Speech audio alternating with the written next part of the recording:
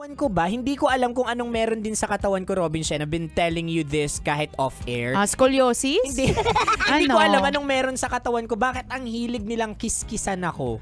Promise anong talaga. Anong kinikis sa'yo? Yung bastos. Oo, super bastos. Hindi ko alam. Sabi ko, ano ba, pader ba ako? Baka mukha kang jeep. Akala nila upuan ka.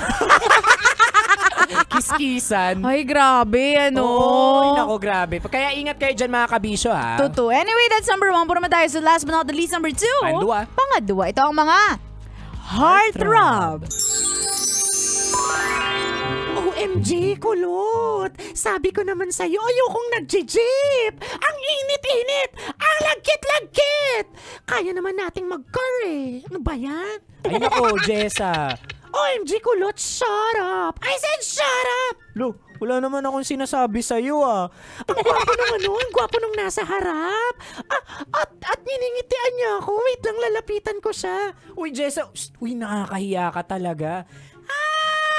I'm Jessa. Ang gwapo mo. Can I have your number, your Facebook, and your Instagram? Hello, miss. Masyado ka namang straightforward, miss. Ganun talaga. Feeling ko bagay tayo eh. So, can I have everything? Sure, pero sa isang kondisyon. Ano yun? Pakilala mo sa akin yung kasama mo. Ang gwapo niya.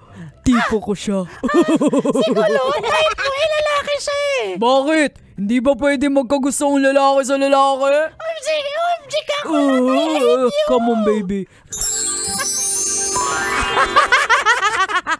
Uy, pero madaming ganito. Madaming nagtitrending na mga creators dahil na-discover sila as a pasaherong heartthrob. Ayan. At yung iba din naman, nagtitrending kasi nakakasabay nila, gwapo rin. Oo. So ako, nakwento ko to sa'yo dati, galawang ko to eh.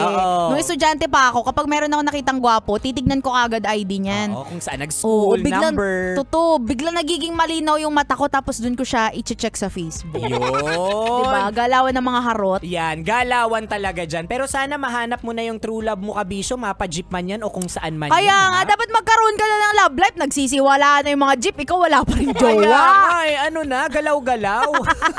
Ay, nako, anyway, kabisyo, kung di mo naabutan ang usapan namin ito at gusto mong ipa-shoutout ang kabisyo nating jeepney driver. Ayun! I-shoutout natin yan. Hanapin mo kami sa aming mga social media accounts. Ako sa aking Facebook, Instagram, Twitter, TikTok at DJ Robin Shana. Same socials mga broski at Konyo Bicolano. Quick shoutout lang ako kay Francis Jessa na nakatutok sa atin ngayon, isang Lalamove driver. Ay, hello sa'yo, Sir Francis. Grabe, ang mga driver na talaga natin ng bayani sa panahon ngayon, diba? Kaya shoutout din sa aking taxi driver na tatay, Papa Adam De Pedro. Yun. Happy listening po sa inyong lahat.